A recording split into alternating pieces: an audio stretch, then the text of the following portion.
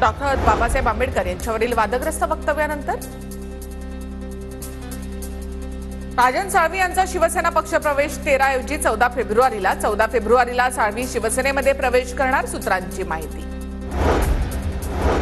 विधानसभेमधील पराभवानंतर राजन साळवींनी आधी भाजपमध्ये जाण्याचा प्रयत्न केला होता। ठाकरेंच्या शिवसेनेचे जिल्हा प्रमुख विलास चाळके यांचा गौप्यस्फोट। एमआयडीसीच्या प्रधान सचिवांना दिलेल्या पत्रामध्ये कुठलाही नाराजीचा सूर नाही। प्रशासनाने धोरणात्मक निर्णय घेताना मला कल्पना द्यावी। नाराजीच्या प्रश्नावर उद्योग मंत्री उदय सामंत यांची प्रतिक्रिया। संभाजी ब्रिगेडची राहुल सोलापूरकरच्या विरोधामध्ये तक्रार, पुण्याच्या पर्वती पोलीस ठाण्यामध्ये तक्रार दाखल, अॅट्रॉसिटी अंतर्गत गुन्हा दाखल करण्याची मागणी। सोलापूरकरच्या विधानामागे महाराष्ट्र अशांत करण्याचा प्रयत्न, मंत्री शिवेंद्रराजे भोसलेंची सोलापूरकरच्या विधानावर प्रतिक्रिया।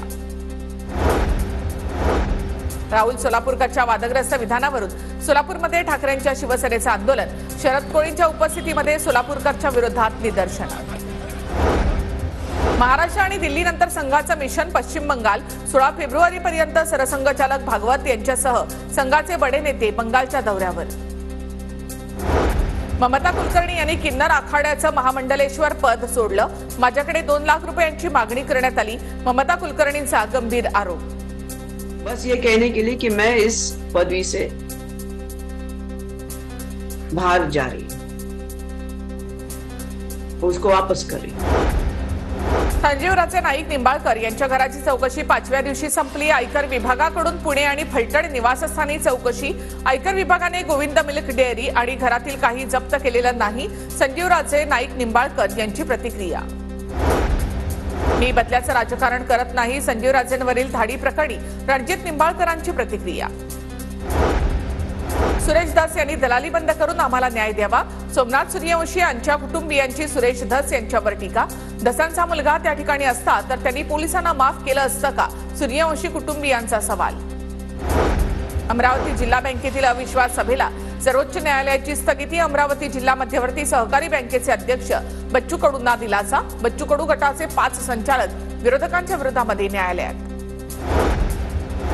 महिलांबद्दल आक्षेपार्ह विधान केल्याप्रकरणी इंडियाज गॉट टॅलेंट मधील युट्यूबर्सच्या विरोधामध्ये तक्रार दाखल, समय रैना, रणवीर अल्लाहबादिया आणि इतरांच्या विरोधात तक्रार, महिला आयोग आणि मुंबई पोलिसात देखील तक्रार दाखल। महिलांबद्दल आक्षेपार्ह विधानानंतर रणवीर अल्लाहबादियाने माफी मागितली, मी महिलांबद्दल आक्षेपार्ह बोलायला नको होतं, मला माफ करा, अल्लाहबादियाची प्रतिक्रिया।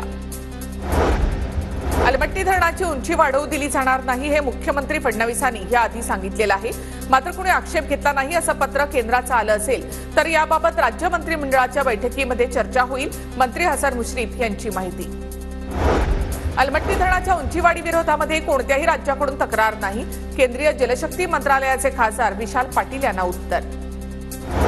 अलमट्टी धरणाची उंची वाढवण्यावरून भाजपकडून राजकारण सुरू, सांगलीचे खासदार विशाल पाटलांचा आरोप। शरद पवारांच्या राष्ट्रवादीची उद्या पुण्यामध्ये आढावा बैठक, पुणे पालिका निवडणुकीच्या तयारीचा बैठकीमध्ये आढावा घेतला जाणार, शहर अध्यक्ष प्रशांत जगताप यांच्या अध्यक्षतेखाली बैठक।